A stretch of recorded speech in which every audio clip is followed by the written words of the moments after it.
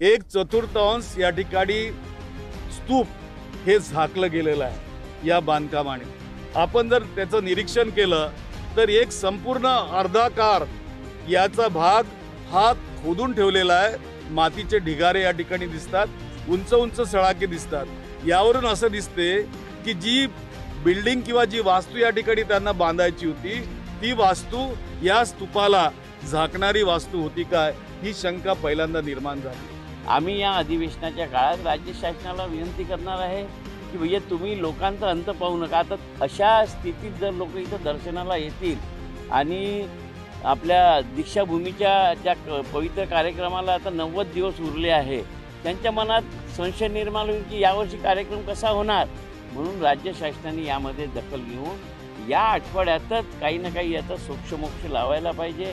जर त्यांना हे काम रद्द करायचं असेल तर ते उभारलेले कॉलम नेस्त नाबूद करून पूर्ववत जमीन केली पाहिजे।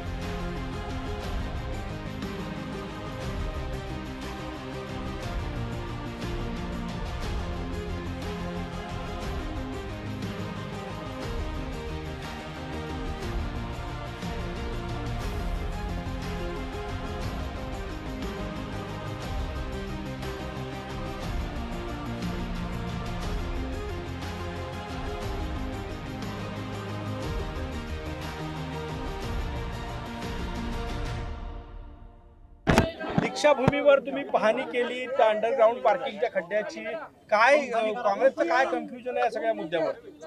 पहिली गोष्ट तर मी या ठिकाणी आपल्याला अधोरेखित करू इच्छितो की मी या ठिकाणी आणि विकास भाऊ आम्ही दोघेही नागपूरचे आमदार आहोत। विकास भाऊ हे नागपूरचे महापौर राहिलेले आहेत आणि मी नागपूर जिल्ह्याचा पालकमंत्री राहिलेलो आहे। या ठिकाणी कोणता पक्ष नव्हे तर या ठिकाणी सामाजिक बांधिलकी आणि आमच्या या नागपूरचं वैभव जे जगाचं वैभव आहे, ज्या ठिकाणी आमच्या आस्था जुळलेल्या आहेत, ज्या ठिकाणी परमपूज्य डॉक्टर बाबासाहेब आंबेडकरांनी एक परिवर्तनाची चळवळ या देशामध्ये 1956 साली उभी केलेली होती, ज्या मातीला दरवर्षी विजयादशमीला लोक येऊन धम्मचक्र प्रवर्तन दिन या ठिकाणी साजरा करतात आणि ती माती आपल्या कपाळाला लावून या ठिकाणून आपल्या गावोगावी जातात। त्या ठिकाणचं पावित्र्य कुठंतरी धोक्यात आलं असं सोमवार दिनांक 1 तारखेच्या घटनेवरून लक्षात आल्यानंतर महाराष्ट्राच्या विधानसभेच्या सभागृहामध्ये याविषयी आम्ही आवाज उठवला आणि या विषयाला दाद मागण्याचा प्रयत्न करून या बांधकामाला स्थगिती मिळवून देण्याचा प्रयत्न या ठिकाणी आम्ही केलेला आहे। शेवटी आम्ही जनतेचे प्रतिनिधी आहोत, लोकांचे प्रतिनिधी आहोत।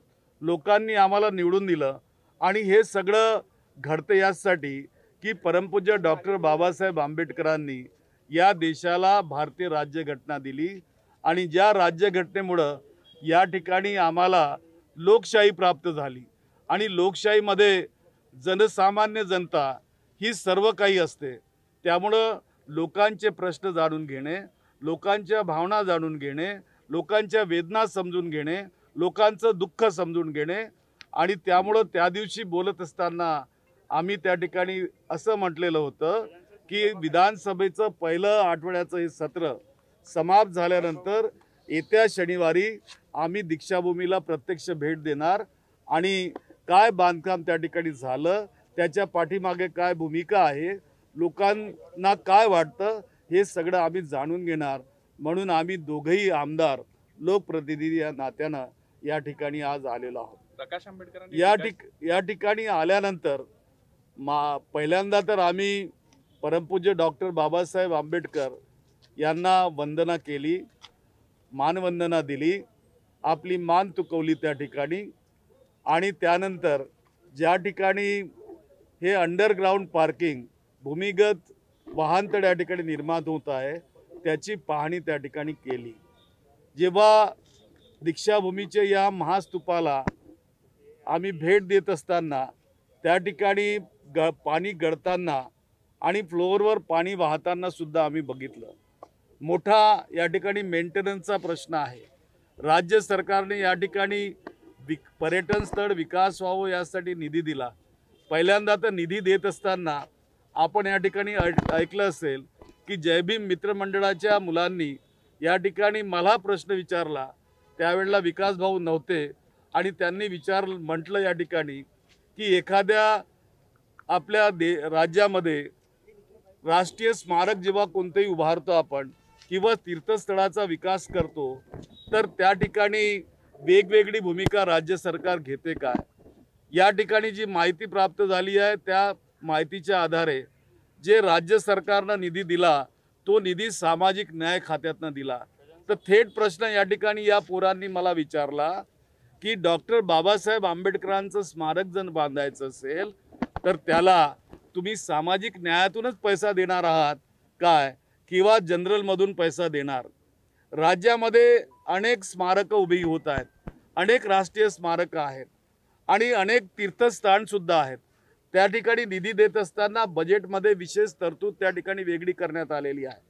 असं असताना या ठिकाणी सामाजिक न्यायाचाच पैसा का देण्यात आला हा पहिला प्रश्न या ठिकाणी उद्भवतो. दुसरा प्रश्न असा आहे की तुम्ही विकास म्हणता, दीक्षाभूमीचा विकास झाला पाहिजे या मताचे आम्ही पण आहोत आणि सर्व मंडळी त्या मताचे असतील.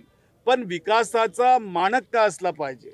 विकासाचा मानक हा भूमिगत वाहनतळ नसतो, तर विकासाचा मानक हा जे त्या ठिकाणी मान तुकवायला वंदना करायला आपल्या भाग्य विधात्याला सॅल्यूट करायला जे येतात त्यांची सोय त्या ठिकाणी झाली पाहिजे, त्यांना सोयी सुविधा त्या ठिकाणी प्राप्त झाली पाहिजे.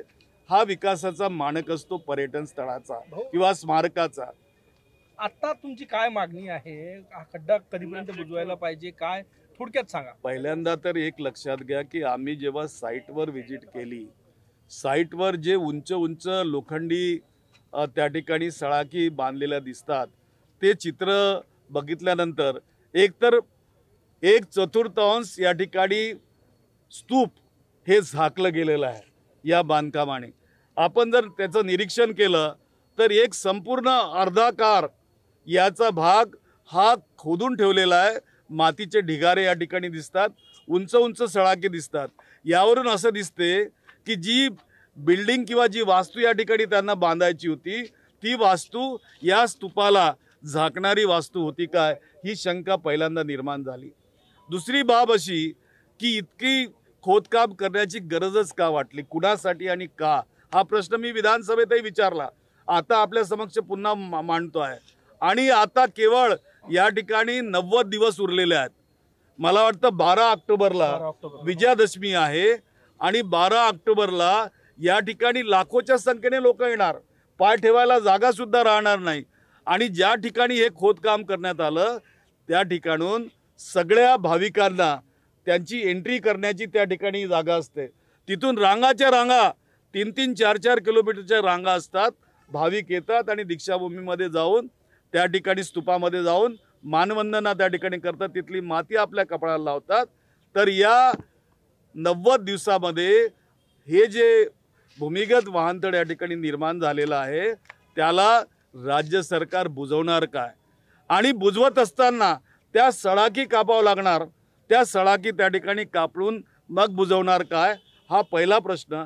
दुसरा प्रश्न की बुजवताना त्या ठिकाणी मुरुम माती वगैरे ते टाकतील, ते टाकत असताना पावसाळ्याचे दिवस आहेत, ती माती पुन्हा बसेल आणि ते खालचे पुन्हा मनोरे जे त्यांनी बांधले आहेत ते वरती येतील. एखादी दुखापत झाला, ॲक्सिडेंट झाला तर त्या संबंधाची काळजीसुद्धा राज्य सरकार या ठिकाणी घेणार की नाही ही सुद्धा चिंता मला वाटते। मी राज्य सरकार यासाठी म्हणतो आहे की निधी राज्य सरकारने दिलेला आहे, भूमिपूजन राज्य सरकारचे मुख्यमंत्री यांनी केलेलं आहे। त्यांनी या ठिकाणच्या विकासाच्या संबंधीचा जो आराखडा होता त्याचं त्या ठिकाणी अवलोकन केलं होतं की नाही याची शंका मला वाटते।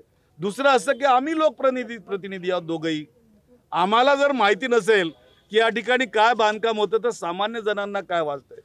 आणि तिसरी बाब अशी की या ठिकाणी जे आंदोलक होते त्याच्यातले काही लोक आता जे आम्हाला भेटलेत त्यांनी या ठिकाणी सांगितलं की आम्ही या ठिकाणी आंदोलन करायला आलेलो नव्हतो, आम्हाला स्मारक समितीने या ठिकाणी बोलावलेलं होतं की तुमचे जे प्रश्न आहेत की तुमची जी शंका आहे, तुमच्या जे चिंतेचा विषय आहे तो चिंतेचा विषय आम्ही या ठिकाणी सोडवू।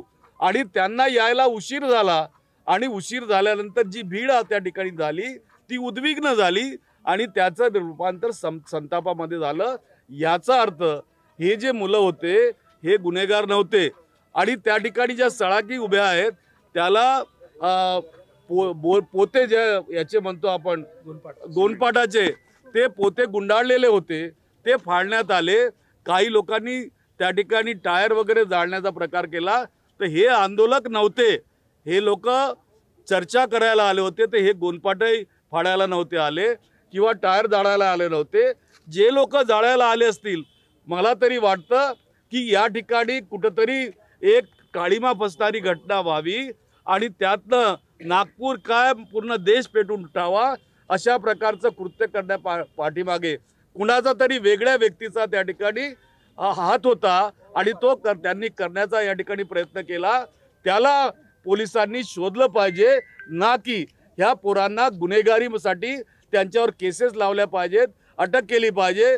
मी या सर्व बाबीचा या ठिकाणी निषेध करतो आणि ज्या केसेस या ठिकाणी लावण्यात आलेत मुलांवर त्या तात्काळ परत घ्याव्यात आणि मुलांना, हे मुलं शिक्षण शिकणारे मुलं आहेत, या बेरोजगार मुलं आहेत, हे काही चोरी करायला आले नव्हते, हल्ला करायला आले नव्हते, डकैती करायला आले नव्हते, कुणाचा खून करायला आले नव्हते, तर त्यांना न्याय मिळाला पाहिजे एवढंच या ठिकाणी माझं हा जो डेव्हलपमेंट प्लॅन आहे, एक मिनिट, हा जो डेव्हलपमेंट प्लॅन आहे तो 200 कोटीचा आहे, 400 कोटी त्याच्यातलं पार्किंग आहे, तर 160 कोटीचा इतर डेव्हलपमेंट आहे, त्याचा काही रिव्ह्यू केला आहे का की काय त्याच्याबद्दल? जेव्हा कोणत्याही प्रकारचा आराखडा विकासाचा दीक्षाभूमीचा जाहीररित्या कुठं मांडण्यात आलेला नाही, इवन या ठिकाणच्या प्रतिनिधींपुढं सुद्धा तो मांडण्यात आला नाही। याचा अर्थ या ठिकाणी विकासाची कोणती गोष्टी या ठिकाणी घडणार आहेत त्याच्याविषयीची माहिती आम्हाला अजिबात नाही। प्रकाश आंबेडकरांनी टीका केलेली आहे की त्यांनी म्हटलं आहे की ज्या पद्धतीनं हे जे झालेलं आहे त्याच्यात आमच्याच कार्यकर्त्यावर गुन्हे दाखल, दलित नेते कोणी पुढे आले नाही, आमच्या कार्यकर्त्यावर गुन्हे दाखल झाले।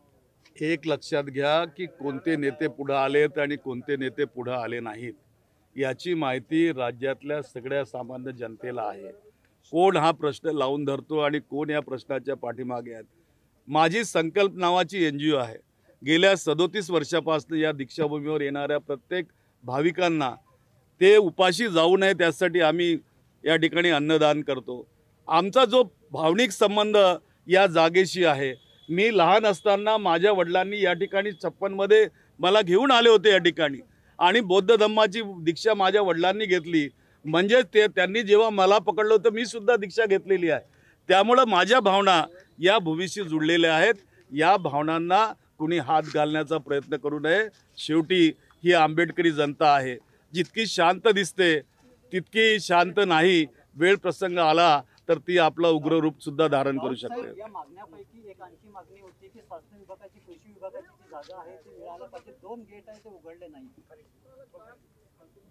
हे खरं आहे की दीक्षाभूमीचं जे स्तूप तयार झालं आहे त्याचे 2 द्वार आता आजपर्यंत कधीच उघडलेले नाहीत। त्यांना त्या ठिकाणी दार उघडायला त्या ठिकाणी जे यात्रेकरू आहेत किंवा भाविक मोठ्या संख्येने येतील त्यासाठी ती जागा त्यांना त्या ठिकाणी हवी आहे। मी राज्य सरकारला विनंती करेन आपल्या माध्यमातून की राज्य सरकारने हा तिढा सोडवण्यासाठी या भूमीला, या भूमीचा विकास करत असताना, या यात्रास्थळाचा विकास करत असताना, या राष्ट्रीय स्मारकाचा विकास करत असताना अतिरिक्त भूमी जर द्यायची गरज असेल तर राज्य शासनाने तात्काळ द्यावी आणि त्या ठिकाणी इतर बांधकाम करावं आणि ही जागा स्तूपाची मोकळी करून या जागेवर चांगलं प्लांटेशन उभं करावं. या जागेवर पिण्याच्या पाण्याची सोय नाही आहे, पाणी या ठिकाणी मिळत नाही विहिरीसाठी, त्यामुळं ते पिण्याच्या पाण्याची सुद्धा सोय या ठिकाणी करावी आणि त्या माध्यमातून या ठिकाणचं पावित्र्यचा सन्मान राखावा एवढीच या ठिकाणी विनंती आहे. विकास भाऊ तुम्ही पण पाहायला गेले होते, हे सगळं ऑब्झर्वेशन केलं, त्या दिवशी तुमची भूमिका होती. सभागृहात तुम्ही हा विषय आता पुन्हा मांडणार आहात का? मला असं वाटतं की नागपूर शहरात ज्याही पवित्र तीर्थस्थळांचं डेव्हलपमेंट होत असेल, राज्य शासन ज्याला निधी देत असेल, तर मला वाटते की अशा ठिकाणी जर कोणाच्या भावना जोडलेल्या आहे अशा लोकांशी पहिले चर्चा करून निर्णय व्हायला पाहिजे. शहरातले जे जनप्रतिनिधी आहेत, निवडून द्या जनतेने दिली, त्या लोकांशी चर्चा करायला पाहिजेत. मला वाटते कॉन्ट्रॅक्टर आणि अधिकारी जर प्लॅन बनवून करत असतील आणि मग हा असंतोष उफाळत असेल तर याला सर्वस्वी अधिकारी राज्य शासन जबाबदार आहे. आता भूमिका अशी झाली, अर्धवट काम पडलेलं आहे, राज्य शासनानं स्टे दिलेला आहे, 8 दिवसाचं येणारं अधिवेशन आहे. आम्ही या अधिवेशनाच्या काळात राज्य शासनाला विनंती करणार आहे की भैया तुम्ही लोकांचा अंत पाहू नका. आता अशा स्थितीत जर लोक इथं दर्शनाला येतील आणि आपल्या दीक्षाभूमीच्या ज्या पवित्र कार्यक्रमाला आता 90 दिवस उरले आहे, त्यांच्या मनात संशय निर्माण होईल की यावर्षी कार्यक्रम कसा होणार. म्हणून राज्य शासनाने यामध्ये दखल घेऊन या आठवड्यातच काही ना काही याचा सोक्षमोक्ष लावायला पाहिजे. जर त्यांना हे काम रद्द करायचं असेल तर ते उभारलेले कॉलम नेस्त नाबूद करून पूर्ववत जमीन केली पाहिजे.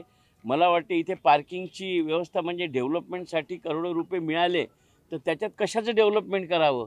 त्या डेव्हलपमेंटमुळे ही वास्तू झाकल्या जाणार आहे की नाही, हा डेव्हलपमेंटची योजना कोणाची होती, ही कोणत्या समय. आता अधिकारी सांगतात की हाय पॉवर कमिटीमध्ये जर मुंबईचे लोक असतील तर त्याला मला वाटते की काही अर्थ नाही. या अशा पवित्र स्थळांच्या डेव्हलपमेंटसाठी नागपूर शहराची एक हाय पॉवर कमिटी बनवायला पाहिजे, ज्यामध्ये जनप्रतिनिधी, या क्षेत्रात काम करणारे, या स्थळांशी जुडलेले लोक आहे, या सगळ्यांशी चर्चा करूनच हे झालं असतं तर हा प्रश्न निर्माण झाला नसता. याच्यात चुकी शासनाच्या अधिकाऱ्यांची आहे, ज्यांच्या चुकीमुळे हे सगळं उद्भवलं. आता याच्यावर राज्य शासन काय करणार आहे हाही मोठा प्रयत्न. हेच नाही तर आपण नागपूर शहरात अनेक ठिकाणी पहा 200 करोड 300 करोड मिळून झाले, परंतु त्याचा काहीच फायदा होत नाही. आपण फुटाळा तलावाचं पाहिलं असेल की तिथे 200-300 करोड रुपये खर्च झाले, त्याचा काही फायदा झाला. मग इथे अजून 200 करोड खर्च होऊन झाले. तर एवढा राज्य शासनाचा निधी सत्तेत असलेल्या कोण्याही एका पक्षाचा नाही, हा राज्याचा आहे. आणि म्हणून राज्याचा, जनतेचा हा निधी खर्च होत असताना जनतेच्या भावना, जनप्रतिनिधींच्या भावना या लक्षात घेऊनच प्लॅनिंग झालं पाहिजे. आणि येणाऱ्या अधिवेशनात राऊतसाहेब आम्ही दोघेही सभागृहात आहे, याबद्दल शासनाला जाब विचारू आणि इथे काय करायचं आहे त्याचा निर्णय या आठवड्यात झालं पाहिजे अशी मागणी सुद्धा. त्यांनी फक्त निधी दिला आणि हा निर्णय स्मारक समितीने घेतलेला आहे. नाही, हे याचा प्लॅन बनवणारा आर्किटेक्ट हा राज्य शासनाचा होता, स्मारक समितीचा नव्हता. म्हणून मला असं वाटतं की हे सर्व करत असताना आता इथे गाड्यांची पार्किंग करायला एरवी जागा होती आणि दीक्षाभूमीच्या दिवशी लाखो गाड्या येतात, त्या पार्किंगमध्ये जाणार नव्हत्या. मग मला वाटतं की हेच पैसे दुसऱ्या कोणत्या चांगल्या कामावर इथेच लावले असते, त्याचा फायदा झाला. 22 कोटी आता खर्च झाले, त्याच्यात 22 कोटी खर्च झाले. हे पैसे कोणाकडून घेणार. मला वाटतं हे अधिकाऱ्यांकडून वसूल केले पाहिजे, ज्यांनी हा प्लॅन बनवला, ज्यांच्यामुळे हे निर्माण झालं. आणि याबद्दल आम्ही सभागृहात बोलू.